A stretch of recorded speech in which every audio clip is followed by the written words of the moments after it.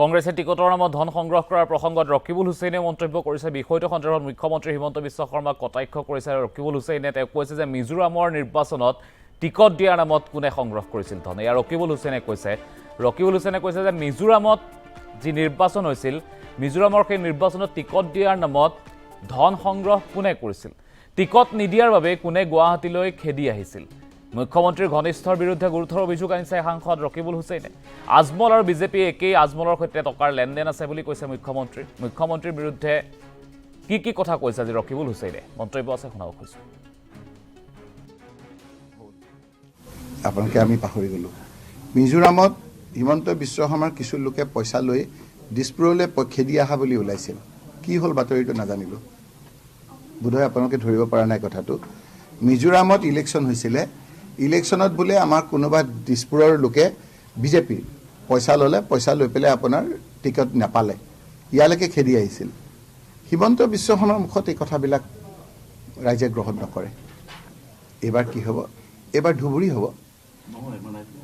ধুবুৰীত যিটো হ'ল, কি দলৰ কথা ক'লে এইটো প্ৰথমে মোক সুধিব লাগে, ইউডিএফটো কি হ'ল, ইউডিএফৰ চৰ্দাৰৰ কি হ'ল? চৰ্দাৰেই নাই দেখোন, অসমৰ নহয়, ভাৰতবৰ্ষৰ নহয়, পৃথিৱীৰ ৰেকৰ্ড সংখ্যক ভোটক তেওঁক নাকচ কৰিলে।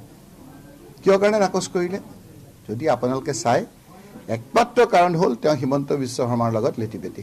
বদৰুদ্দিন আজমল ডাঙৰীয়াৰ ব্যৱসায় পাতি হিমন্ত বিশ্ব শৰ্মা মুখ্যমন্ত্ৰী থকা অৱস্থাত যিমান বাঢ়িলে, গোটেই জীৱনটোত তেওঁলোকৰ ইমান বাঢ়া নাই। তথ্য সহকাৰে কৈছোঁ, ক'ব পাৰিব এই কথাখিনি। শিক্ষাৰ ক্ষেত্ৰতে হওক, এতিয়া তেওঁ নিজৰ অৰিজিনেল ব্যৱসায় বাদ দি বেলেগ ব্যৱসায়লৈ আহিলে হিমন্ত বিশ্ব শৰ্মাৰ পৃষ্ঠপোষকতাত। আপোনালোকে আমি পাহৰি গ'লোঁ, মিজোৰামত হিমন্ত বিশ্ব শৰ্মাৰ কিছু লোকে পইচা লৈ দিছপুৰলৈ খেদি অহা বুলি ওলাইছিল। কি হ'ল বাতৰিটো নাজানিলোঁ, বোধহয় আপোনালোকে ধৰিব পৰা নাই কথাটো। মিজোৰামত ইলেকশ্যন হৈছিলে, ইলেকশ্যনত বোলে আমাৰ কোনোবা দিছপুৰৰ লোকে বিজেপিৰ পইচা ল'লে, পইচা লৈ পেলাই আপোনাৰ টিকট নাপালে, ইয়ালৈকে খেদি আহিছিল। হিমন্ত বিশ্ব শৰ্মাৰ মুখত এই কথাবিলাক ৰাইজে গ্ৰহণ নকৰে। এইবাৰ কি হ'ব, এইবাৰ ধুবুৰী হ'ব। ধুবুৰীত যিটো হ'ল, কি দলৰ কথা ক'লে এইটো প্ৰথমে মোক সুধিব লাগে, ইউডিএফটো কি হ'ল, ইউডিএফৰ চৰ্দাৰৰ কি হ'ল? চৰ্দাৰেই নাই দেখোন, অসমৰ নহয়, ভাৰতবৰ্ষৰ নহয়, পৃথিৱীৰ ৰেকৰ্ড সংখ্যক ভোটক তেওঁক নাকচ কৰিলে।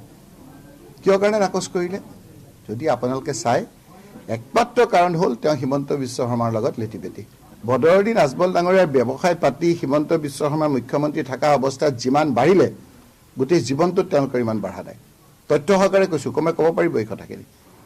শিক্ষাৰ ক্ষেত্ৰতে হওক, এতিয়া তেওঁ নিজৰ অৰিজিনেল ব্যৱসায় বাদ দি বেলেগ ব্যৱসায়লৈ আহিলে হিমন্ত বিশ্ব শৰ্মাৰ পৃষ্ঠপোষকতাত।